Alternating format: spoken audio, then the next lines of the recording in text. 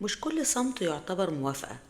أحيانا الصمت معناه إن كل واحد مستني غيره يدفع تمن الكلام.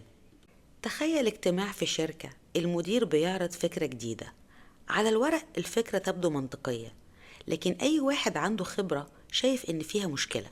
جدول زمني غير واقعي، الموارد مش كفاية، أو مخاطر واضحة في التنفيذ. لكن لما المدير يسأل في أي ملاحظات، الكل ساكت. كل واحد مستني حد تاني يبدأ، وفي الآخر الخطة بتمرر للتنفيذ. الكلام الحقيقي بيبدأ بعد الاجتماع ما بيخلص. الفكرة غير مناسبة، أنا كمان كنت شايف كده، كان لازم حد يتكلم. وهنا السؤال المهم، ليه محدش اتكلم؟ لأنه كل واحد كان بيحسبها من زاويته الشخصية.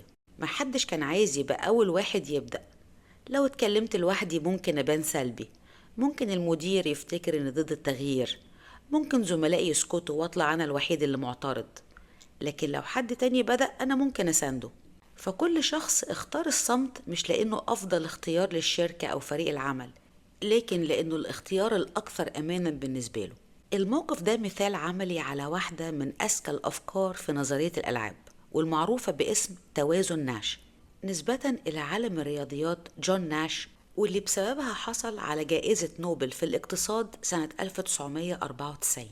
توازن ناش بيعكس حالة بيختار فيها كل طرف أفضل تصرف بالنسبة له بناء على توقعه لتصرفات الآخرين. يعني التوازن هنا مش معناه أفضل نتيجة للجميع، لكن معناه إن كل طرف مش بيشوف أي فايدة من تغيير اختياره طالما الآخرين لم يغيروا اختياراته. لما نرجع لمثال الاجتماع، طالما كل واحد متوقع إن الباقيين هيسكتوا، فمعنى كده إن الصمت هيصبح الاختيار الأكثر أمانا لكل شخص في غرفة الاجتماعات. وده معناه إن توازن ناش مش معناه إن نتيجة ممتازة، ولا معناه إن القرار صحيح، ولا معناه إن الجميع سعداء بالخطة أو القرار. هو بس معناه إن الوضع مستقر، وطبعا وارد إن يكون الوضع المستقر ده سيء. وهنا بيكمن جمال وخطورة توازن ناش في نفس الوقت. في أحيان المشكلة مش بتكون إن الناس مش عارفة القرار الأفضل. في واقع الأمر المشكلة ممكن تكون إن القرار الأفضل يحتاج إن يتحرك له أكتر من شخص في نفس الوقت. وده مش موقف بيحصل بس في أوضة الاجتماعات، هو بيحصل كمان في العلاقات العائلية والشخصية. مثلا لو صديقين بينهم خلاف، كل واحد زعلان من التاني، وكل واحد منهم نفسه يرجع يتكلم مع صاحبه، لكن كل واحد منهم بيقول لنفسه ليه أنا اللي أبدأ؟ لو كلمته الأول ممكن أبان غلطان أو ضعيف، لكن لو يهمه الأمر كان هو بدأ. وده معناه على الرغم ان الصديقين عايزين يرجعوا يكلموا بعضهم، لكن الطرفين مش عايزين يتحملوا تكلفة الخطوة الأولى، فيستمر الانقطاع بينهم. وده بيوضح ليه علاقات كتيرة في حياتنا بتفضل معلقة على الرغم اننا مش راضيين عنها.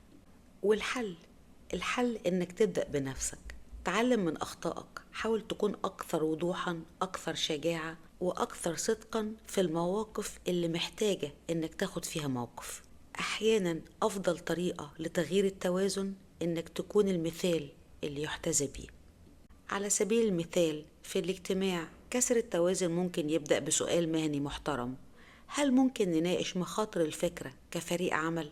وفي علاقتك مع صديقك ممكن تبدأ بمكالمة بسيطة، مكالمة تحافظ على صداقة عميقة بدل ما تضيع بسبب العناد أو الصمت.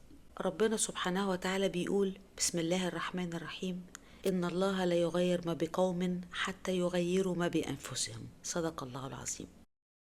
بتمنى لكم كل التوفيق والنجاح.